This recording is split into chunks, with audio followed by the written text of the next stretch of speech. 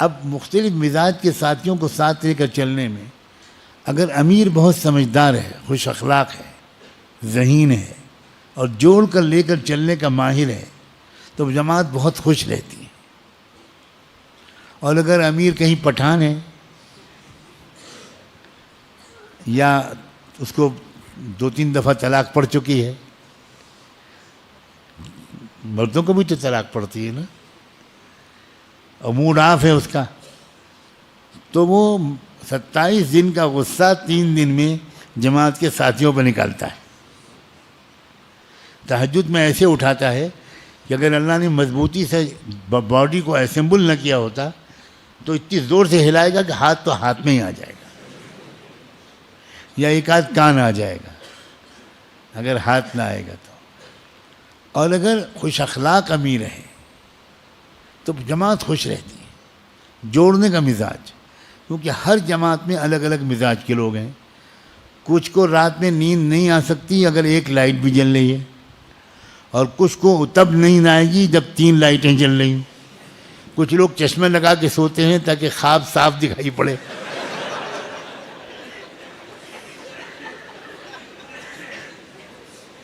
الگ الگ مزاج کے لوگ. کچھ لوگ مرچیں بہت کھاتے ہیں، تیکھا بہت کھاتے ہیں. کچھ لوگ بالکل میری طرح پھیکا کھاتے ہیں. اب امیر بیچارہ اس کی سمجھ میں نہیں آتا کہ ان کو کیسے خوش کریں، ان کو کیسے خوش کریں. یہی تربیت ہے.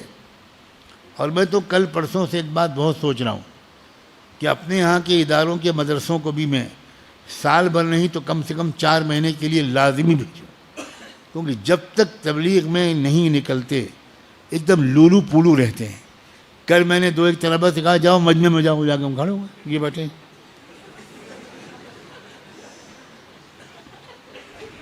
ایاک نعبد و ایاک نستعین.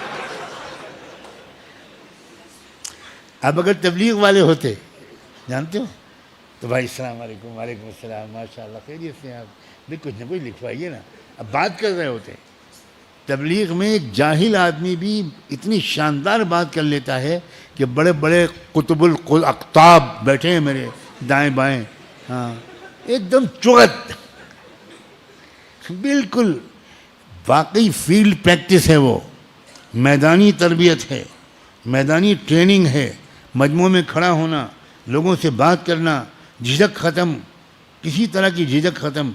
اس لیے میں نے تو کل ہی طے کیا ہے ان مرغوں کو مرغا نہیں رہنے دوں گا.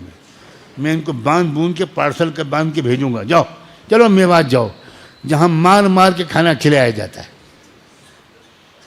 ہاں ایسے خاطر تواضع میوات والے کریں گے کہ اگر دعوت قبول نہ کی تو ایک آدھ ہڈی تو ٹوٹے گی انشاءاللہ.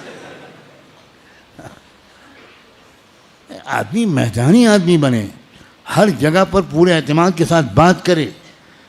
اللہ کا شکر ہے میں اپنے بچپن میں بالکل ویسے ہی تھا، بہت کم بولنے والا، بہت شرمیلا، بہت ڈرپوک اور جھینپو.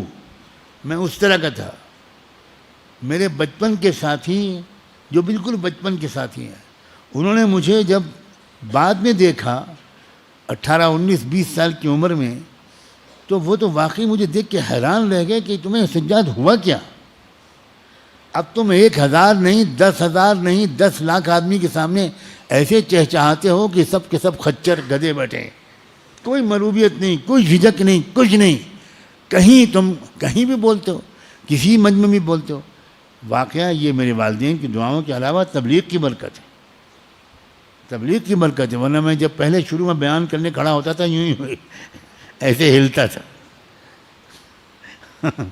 پیر کانپتے تھے، یہ لگتا تھا جیسے اب گرے ہو تب گرے، اور قل واللہ احد بھول جاتا تھا. یہی ہوتا ہے.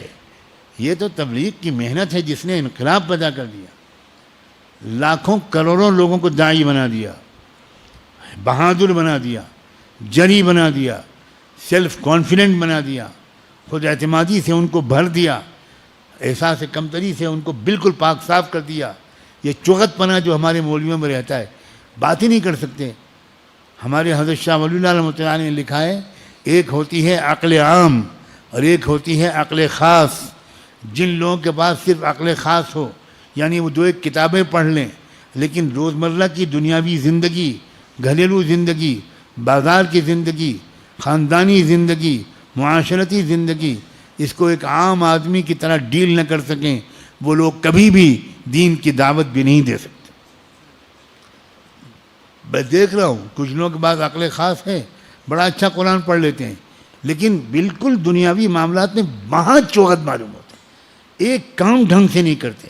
یہ غلط ہے نوجوانوں، میں علماء تم سے کہہ رہا ہوں، تم کو اللہ کا حوالہ دیتا ہوں، نکل جاؤ جنگلوں میں، فیس کرو سوسائٹی کو، ہر سوسائٹی کے ہر طبقے میں موو کرو۔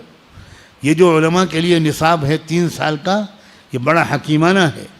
1 سال لگائیں وہ اپنے ملک میں، 1 سال لگائیں عرب ملکوں میں، اور 1 سال لگائیں مغربی یورپین ممالک میں۔